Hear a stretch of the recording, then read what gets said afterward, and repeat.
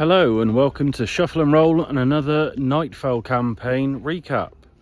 So last session we left off with a explosion of water as 3 serpentine heads reared themselves out of the water, being a hydra that was attacking them. So at the start of this session there was initiative rolled and some very clever use of fire magic off the bat. RB, whose favourite spell is Firebolt, went straight in with a Firebolt, stopping it from healing.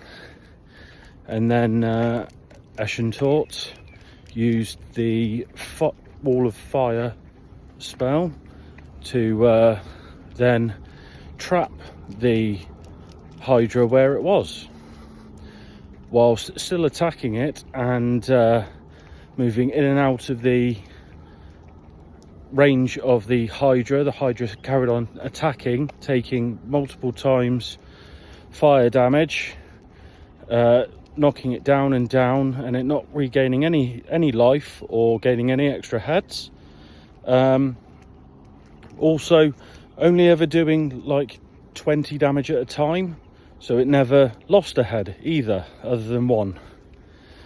Once the Hydra was defeated, they went into the water. So RB has the magical trident that allows him to breathe underwater. He went down to the bottom of the lake area where they found the Hydra, and found a chest.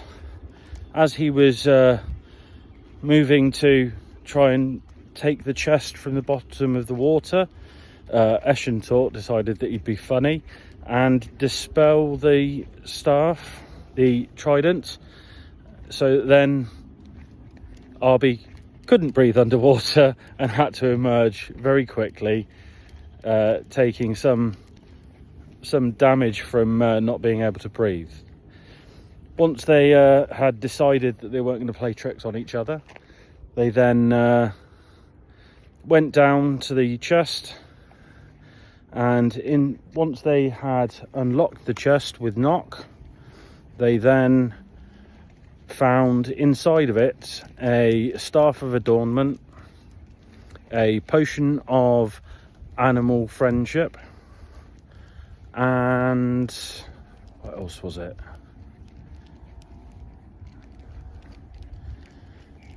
Sorry, lost my train of thought. It was a potion, a staff, and something else, but nothing above the common rating. Once they had retrieved this chest and thought about where they were going, whilst they have been travelling, RB has been getting little bits of lore tidbits through his library about the Kakari, and one of the bits of information that he had got was that the red Kakari was surrounded by lava, and as soon as they heard that, they thought, Mount Phoenix, that sounds like somewhere that's going to be covered in fire. So they took a week-long detour to go to Mount Phoenix.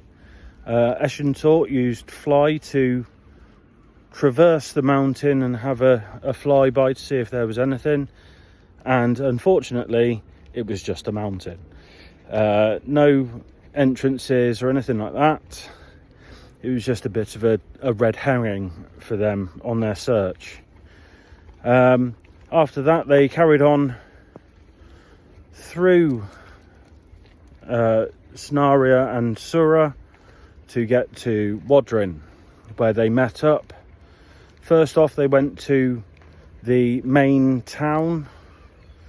This is where, after getting some supplies from the Hydra, they managed to get 3 vials of Hydra blood, 10 Hydra teeth, and a Hydra heart. They using herbalism, managed to dry out the heart, crush it down and add it to other parts to turn it into a superior potion of healing. Once they had done that in the capital of Wadrin, they then carried on, moving through Wadrin to where Mopsy had told them the location of Kolomolo, who was in possession of a shield that looked very much like the weapons that they'd found, with an orb-shaped notch in it. Once they had been and spoken to Kolomolo, he was a bit disbelieving that they were friends with Mopsy, as Mopsy wasn't there. But luckily one of them had a sending stone that was, the other half of the sending stones was with Mopsy. So they handed the sending stone over and allowed Kolomolo to have a conversation with Mopsy, where Mopsy told them that they were his good friends and that they were good people and worthy of trying to thwart the Caledonian threat. At which point the old Kolomolo had decided that yes, he would let them have the shield, but for a price, which was for them to help with the corruption that was slowly taking over a forest that was nearby. So the party then decided that they would travel to this forest and deal with the corruption. So that's where we're going to be starting off the next session. But a few other bits that they learnt through their lore was that the green Kakari was up in a place called Ymir, and they needed to search the steppes.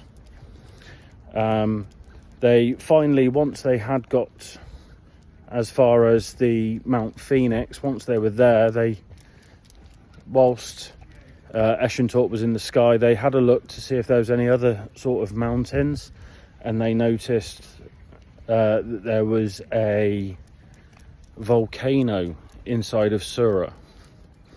Now, Carrion can't go into Sura because he deserted the army in Sura many years ago.